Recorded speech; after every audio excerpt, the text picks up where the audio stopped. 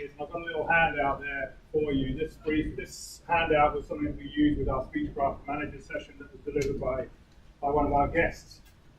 And I think no matter whether you're working for Fluor or you're not working for Fluor, you'll always come across a time when you need to either deliver a brief or be part or go to a brief. And a brief, as it says in the title, is a concise, short communication of information that people need to hear.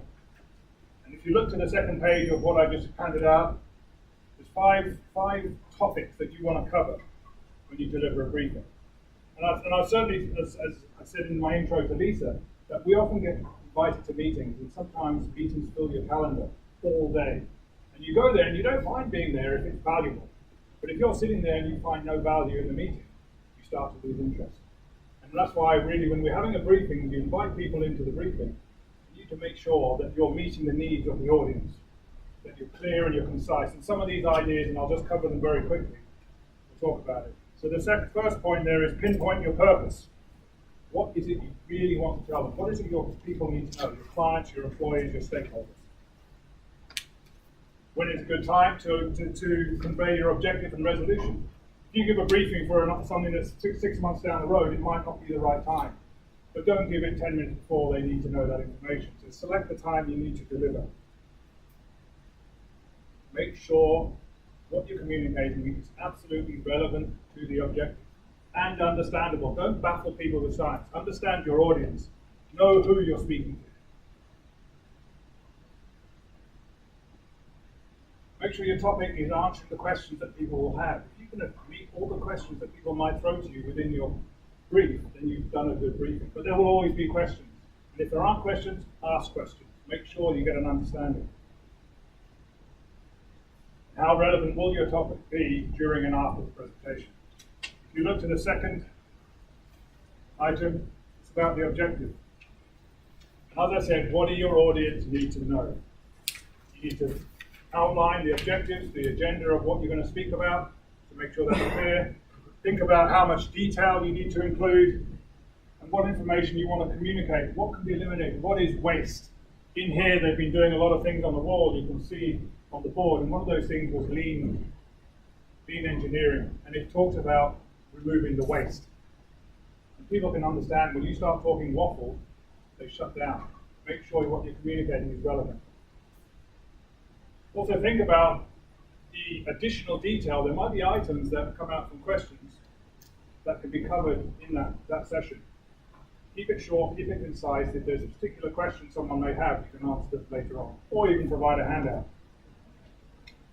On the next slide, I won't go through it, but I'll just have a look at some of those titles there. Organising your speech, make sure you're accurate. Keep it concise, as I already mentioned. Keep it clear. We can all use big words, but if people don't understand the words you're using, they'll have no value and people will just be confused. So make sure it's clear and concise. Don't come into a briefing without preparation. Make sure you have a clear understanding. The worst thing is when someone asks you a question at the end or you miss a salient point and you stand there and go, I don't know. Clearly, there will be times where you may not know the answer, and then just say, thank you, I don't have the answer for you, I will get back to you within the day or a couple of hours. Make sure you conclude your briefing. The conclusion really is to just summarize where you're at and what the briefing was all about, and it helps understand it. As you look through delivering your presentation, you've got to select the right time, the right location, the right tools. Maybe there's a need for a PowerPoint presentation. Be prepared to explain and instruct if questions come out. Do have that question and answer session and make sure you wrap up. And if you just look at the final page, it talks about questions and answers. The loaded questions, you may want to ask a couple of people you know to have a couple of questions that help feed them. And quite often you go to briefings and you ask the question at the end, has anybody got any questions? And everybody keeps their hand down because nobody's wanting to ask the first question. So get someone in the audience ready to ask that first question, and that might lead to a bunch of questions that everybody wanted to ask, but nobody's asking, and that helps. Watch for the open questions, the open-ended questions, and make sure those questions, if you're giving a question or you're receiving a question, if it's complex, break it down or pick a salient point and tell the person you may cover those other items later. And if the questions are irrelevant, rather than going down that whole passage and spending 10 to 5 to 10 minutes answering an irrelevant question, just politely point out that that's not pertinent to the briefing and the objective of your briefing. And that if you want to talk about that later, you can talk to them afterwards, but not take up everybody else's time. And it's all about being concise, it's having clear communication, it's keeping it short. And I've tried to keep that as short as I could.